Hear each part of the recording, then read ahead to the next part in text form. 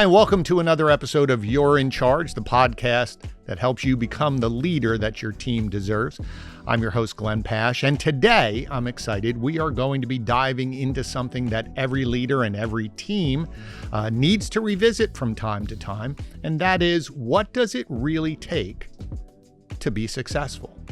Now, success looks different for everyone, but there are some core principles that really come out when you start looking at high-performing teams. Now, over the years, I've worked with many different business leaders, many different teams, and the one thing that I see for these high-performing teams, what makes them different? It isn't talent. It is not luck. It was the fact that they had a clear, defined vision. They had structure. They also had this mindset, but it was all coming from this idea of clarity of purpose. And that's what we want to talk about. So what I'm going to do today, I'm going to walk you through the 10 keys that I feel and that I've used and I've seen that have really generated success. Practical things that you can do starting today to help yourself and help your team hit your goals faster and, more importantly, more consistently. Now, whether you're the one leading the sales department or a marketing team or you're just trying to build better habits in your own life, these 10 ideas will give you the foundation that you're looking for. So, really excited? Let's dive in.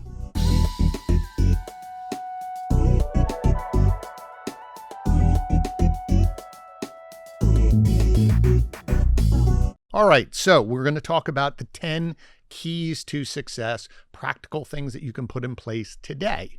Again, whether you're the leader or you're just looking for some strategies to help you become more successful in your own life or feel that you're more successful in your own life. So the first thing that you need, number one, above all, is you need to have a clear vision of what you're trying to accomplish. What is success? So the reason why some teams don't achieve success is because they don't know what they're chasing, or it's too vague. A lot of times you'll hear leaders say to their team, we need to sell more, or we want to grow this year. Well, that's very vague. You've heard me say this in previous episodes.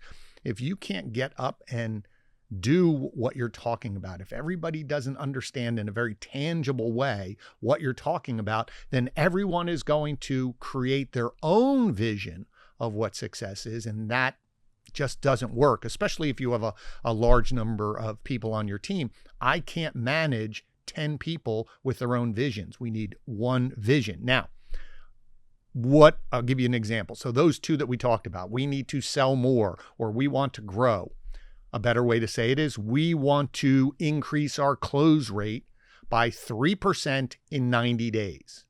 Notice what I said, 3%. Everyone knows what that is. 90 days, I gave them a timeline. Or we want to grow our retention by 10% this year. Again, timeline. Also clarity in what that number is. And again, if somebody doesn't understand, you can raise your hand and say, well, what does that really mean, 10%?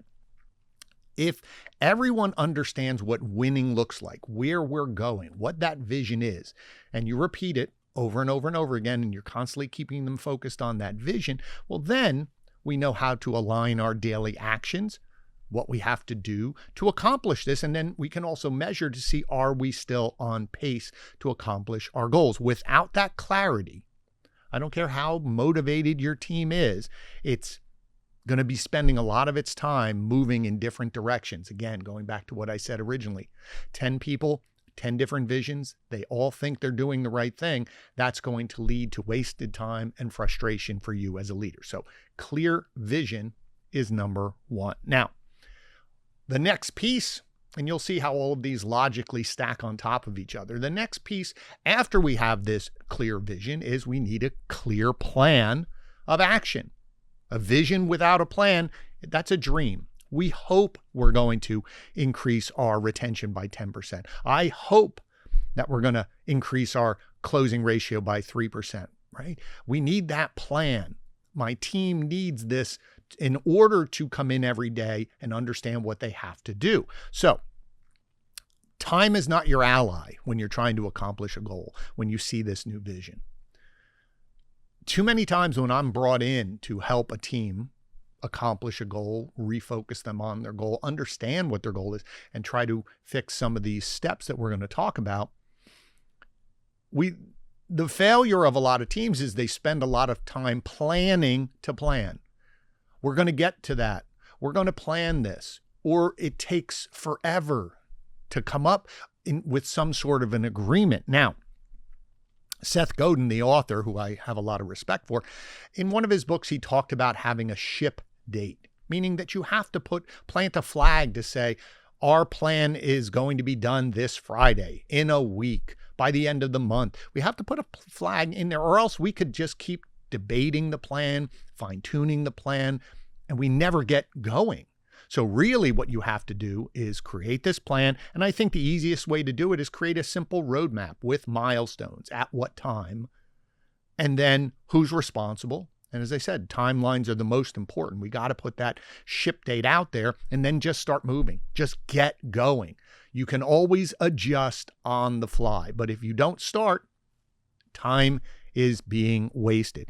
And the interesting thing is, but when you just get started, momentum will help build confidence in your team. They'll start seeing these small wins, and especially in the beginning, communicating success, letting them see success. We can adjust, but get everybody moving, or else you're never going to get to that vision because you're wasting time just trying to come up with a plan. All right. Now, next, once we have this plan, we have to start thinking about the activities or actions that people are going to have to do every single day in order to accomplish this plan. So we have to, number 3 is create detailed processes.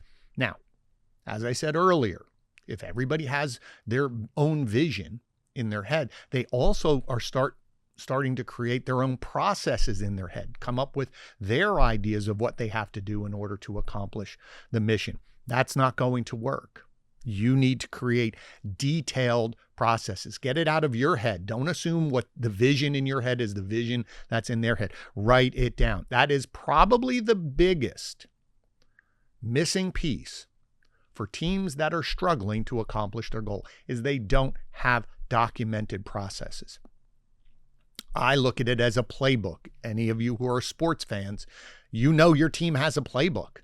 And I don't care how great an athlete is who comes to your team, they hand them a playbook and says, this is what we do here. They aren't just running out on the field and making up plays. They follow a playbook. So do you have a playbook, a process document? Now remember, processes are different than a training manual. A training manual to use a piece of technology, that's different. The process is, what are the activities I have to do every single day? Document it. Make sure they understand what is good at each step along the way. And when you're going through these processes, as I said, there is also results at each step along the way. We don't want to just measure outcome, right? A lot of times it's just, well, if we're selling more, then we're doing a good job. Maybe not. Maybe there is more to be achieved if we look at each step along the way. So break all of the activities down, break all the steps down. So for instance, in sales, you might have, how many calls did someone make? How many conversations did they have? How many appointments did they set? Did the appointment show up? How many did we sell? Each one of those steps along the way has to have a process, has to have a measurement, so everyone knows what is good. And am I achieving that? And that will allow you, and we'll talk about it in future steps, is allow me to identify where someone may be struggling to achieve the results so I can be a better coach to them down the road. So detailed processes, which tie into your plan, which tie into your vision. Now, the next key, the 4th one, is you have to have one person in charge of the results. One person has to own that team. Now, it could be maybe a phase of the project. Maybe it's someone owns creating the plan. Someone owns creating and documenting the processes. Someone's running the team. Whatever it is. If you have everybody responsible, nothing gets done. because you are putting everyone just into a state where they think someone else is doing something. And you get a lot of finger pointing, or you just nothing ever gets accomplished because too many people have that responsibility. One person is accountable for the results. Now, that doesn't mean they have to do everything. I want to be clear about that. I'm not saying one person does everything, but if they're in charge of the 2 or 3 people who are working on the process, their job is to make sure that the team is on schedule. They have a roadmap. They have milestones. They know what is good. So we are trying to make sure that that ball doesn't get dropped. That's what we mean by one person being in charge. Ownership creates clarity, not just for the individual who is in charge, but also for everyone else, because now we know who's in charge. Who do I go to if I have questions? Who do I go to let them know we're on pace, we're behind schedule? I have that person. And again, that allows leadership who is above that person to know who to talk to make sure things are on pace. All right. Now, tied into that, I think this is, again, a huge missing piece for a lot of teams. Now, I created this podcast because of this situation. I was seeing a lot of people in my clients' businesses being promoted into a position of leadership, but there wasn't a lot of training for them. There was a lot of hope. There was a lot of, here's a plan, here's a timeline, a lot of vague comments like, we need to sell more, this team is underperforming, you're here to fix it. But after that, you were on your own. And so I developed this podcast to be a resource for new leaders or even experienced leaders to get some information, some tips, conversations with people that we've had on, some guests who have provided some great strategies for everyone. And I appreciate all the comments. But it's that idea of coaching. In order to have a successful team, you have to have someone in the leadership position who understands what coaching means. Now, I have a business coach, and we had this conversation not too long ago about the difference between some of the things that I do for my clients. And she said, you have one foot in coaching, but you also have one foot in consulting. And a lot of times people confuse the two. Consultants are brought in to come up with answers. You need processes. You don't have any training. We're going to develop, right? I'm trying to bring answers to you in order to make your team better. A coach is different. A coach isn't there to give their opinion. A coach is there to ask questions. The coach is trying to understand when that person on your team is performing, where the disconnect is. Again, think of it from a sports analogy. A coach is not out there doing things. A coach is trying to understand why someone is performing well or why someone isn't. And my goal is to coach them by asking questions. So a great coach, remember, ask questions. They don't just give answers. I look at them as detectives. So questions of a coach would be, what happened yesterday? Why did these results occur? What do you think happened? What do you think we could do differently? One of the best ones I use all the time is a question around training. What do you remember from training about how to do X, Y, and Z? I ask that question because I'm trying to find out, is it a knowing problem, K-N-O-W, meaning they forgot or they don't understand, or maybe they weren't really trained on the process? Is it somewhere in the middle? They remember some of it. Or is it a no problem, N-O, meaning they don't want to do this? Oftentimes, people are not doing the process that you have in place because they don't believe in the process. But if I just approach every coaching opportunity as repeating the process, you know what you should be doing. Here's what you need to do. That person is frustrated because you're not giving them the opportunity to express their frustrations, or maybe they have a better idea. So your job as a coach is to be that detective, finding the why behind results, even if you're successful. And I think a lot of times coaches don't spend enough time on when they're successful as they do as when they're missing results, because I want to find out why we were successful. What did we do? What did we do differently? Why?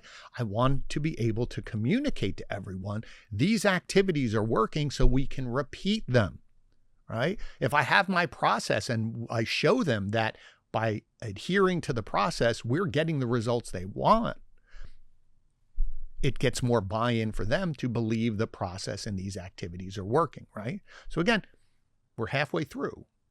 We have our vision, very clear what we're trying to accomplish. We have a plan, what's going to happen, when is it going to happen. We have our milestones. We then are looking at our processes and documenting the activities and the results so we know every step along the way, what's going to work, how do we do this. We have one person in charge of either each phase or that team or whatever the project is. So I know I can hold them accountable. And then that idea of coaching. We have to coach our team to success because anytime you change anything or install a new process, it's hard. People don't like change. So I have to be there to coach them to show them how they're doing well, coach them on areas that they can improve, right? That's what coaching is.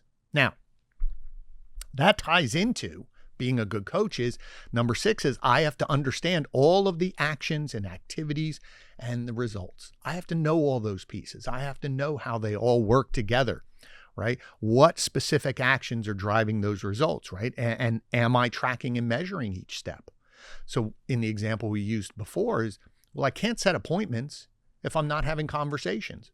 Well, I can't have conversations if I'm not doing my outreach on a consistent basis, if I'm not prioritizing my opportunities, if I'm not being efficient and effective. But if I know every one of those steps, what happens is I then am able to understand what lever I need, what area I need to focus on to keep our team on track to achieve the results. So I need to understand all of those. I can't just look at the outcomes because I can't tell you how many times we excuse, I don't want to say poor performance, but I'll say poor performance at each phase just because the outcome hits its goal. We could be wasting opportunities, but I just happened to have a couple sales that were easy and they landed in my lap and I hit my number and everyone's high-fiving. And the reality is, I don't even know how I sold what I sold. I don't know what to do. And I come in next month, and that's why you see a lot of times roller coaster performance. One month we have great, the next month we don't, then we're up, we're down. It's because I, as the leader, as the coach, am not looking at each phase to understand how all of these different pieces lock together. My goal is to have them be as consistent as possible in their approach. That will level out that roller coaster ride. So that's understanding it. Now, the 7th piece to all of this, and it's a word a lot of people throw around, and I think they throw it around incorrectly. And that word is accountability. Now, accountability is not a weekly or a quarterly or a monthly check-in. Accountability is daily. Now, accountability in my mind is not punishment. But that's the way people look at it. I'm going to hold them accountable. That sounds bad. I'm going to hang something over their head. No, accountability is alignment. It's checking in where we are, looking at your team, looking at yourself in the mirror and saying, did I do or did we do what we said we were going to do? Did we do our process? Did we do all of the steps along the way? Did we maximize our time? It's easy to just, again, look at the end result or accountability, come in with the hammer and just yell. My job as the coach is not to discipline. My job is to be that detective and go figure out, is it an appointment problem? Is it a appointment showing problem? Is it a closing problem in marketing? Is it my targeting? Is it my messaging? Is it my budget? I need to understand all those pieces. And accountability is holding everyone and yourself accountable to the process and what we said we are going to do. When you start doing that accountability in a positive way, praising when you need to, disciplining in private, or working on something and really doing your coaching correctly, it builds a culture of accountability. We do not want to let our team down. We do not want to disappoint each other. I think that is the sign of a great leader, not when somebody fears you, but when someone is more concerned about disappointing you, letting you down. That's the sign that you've invested in that person in the right way, and you've created a culture of accountability for that team. And interestingly enough, the team will start holding each other accountable if you do it correctly. Now, we have all these pieces in place. Now, the last few are going to tie it all together. Now, number 8 is consistency and flexibility. They go hand in hand. So consistency builds trust with your team, because if you're consistent as a leader, they know what to expect every single day, then we can focus on delivering those results. I know the activities. I know what Glenn is going to check. When Glenn comes in the morning, we do this, this, this. Every day we have a meeting at 9 o'clock and we're going to go over these 5 things. Where teams are inconsistent is when the leader is inconsistent. I've watched teams that were unsuccessful, and what I saw was the inconsistency of the leader. One day they're happy, one day they're upset. Also, if they were brought to task, let's say because of performance not being where it is, well, that rolls downhill. They take it out on their team. And it is this idea of, I don't know, I'm trying to figure out what Glenn's going to do today. That is not a recipe for success. So your job is to be as consistent, follow your checklist, follow your process. Now, the flexibility side is, that's what keeps you relevant. As I said, we're going to be documenting our process. We're going to be measuring our process, but you have to review it, because if your team is doing their process and you think they're doing a great job, but we're not getting the results, it could be the process, right? Just because we're not hitting results, is it effort or is it the process? We might have to be flexible and change it, because team dynamics change, market conditions change, and you have to adjust. The best leaders know when to stay the course, but they also know when to pivot. So it's not set it and forget it. It is set it, measure it, and then evolve it over time. That's what's going to make your team successful, because if they're doing the same thing forever, they're going to be left behind, because things evolve in the marketplace. Now, the last 2, this ties in with what we were talking about with accountability and our process and what we talked about, the consistency. It is persistence. Here's the key. Real success takes time. The process might be right, but the results lag, and too many leaders quit or start changing things before they have that breakthrough. Persistent means staying calm and committed long enough for you to see if the process is really working.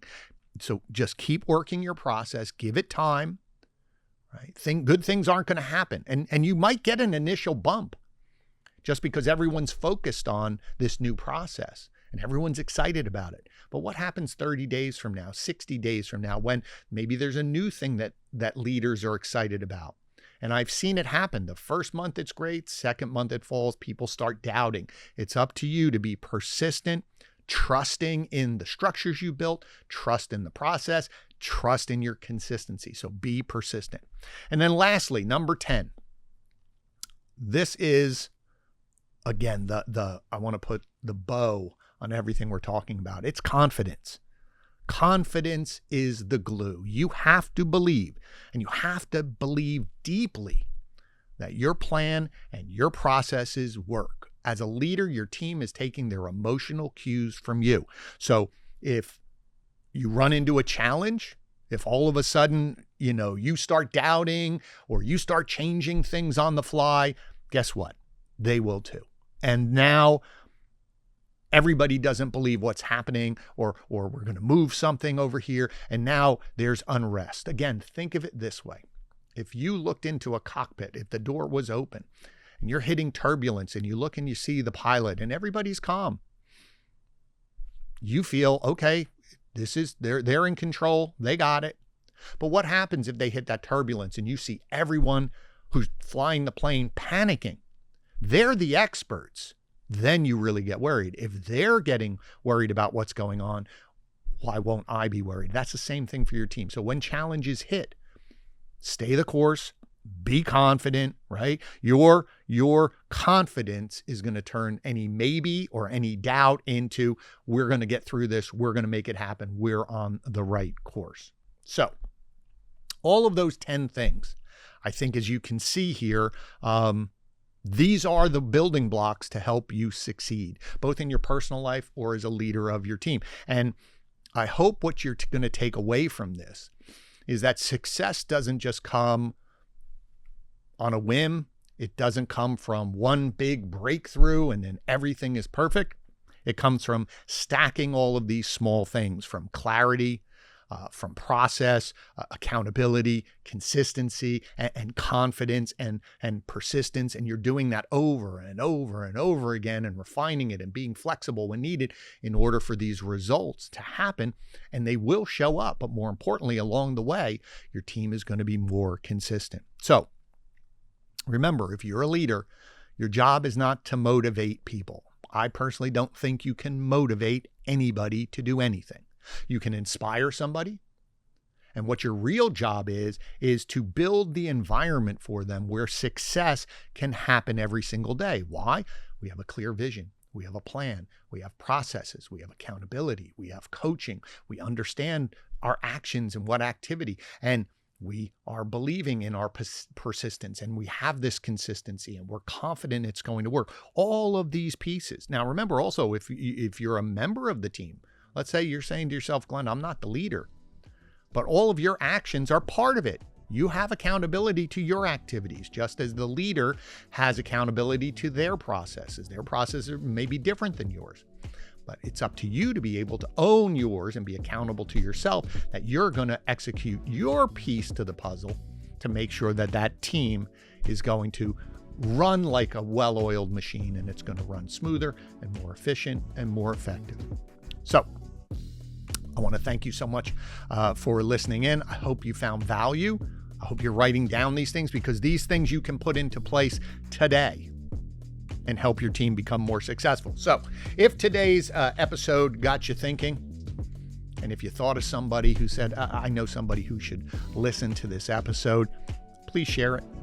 Who maybe they just need a little spark. Maybe they're going through something. So I appreciate that. And as I said, I always appreciate the fact that you're spending some time with me. I know there's a lot of places where you can consume content, but the fact that you spent some time with me today means the world. I'm going to be having some new guests. We're going to have a little new focus of the podcast also, helping focus on helping that next generation. But for you right now, you have that next generation right in front of you. Let's make sure you're helping them become successful as well. As I say at the end of every episode, remember, you're in charge. But now you have a few more tips and skills, 10 new keys that are going to help you become the leader that you want to be. Thanks again. I look forward to seeing you next episode.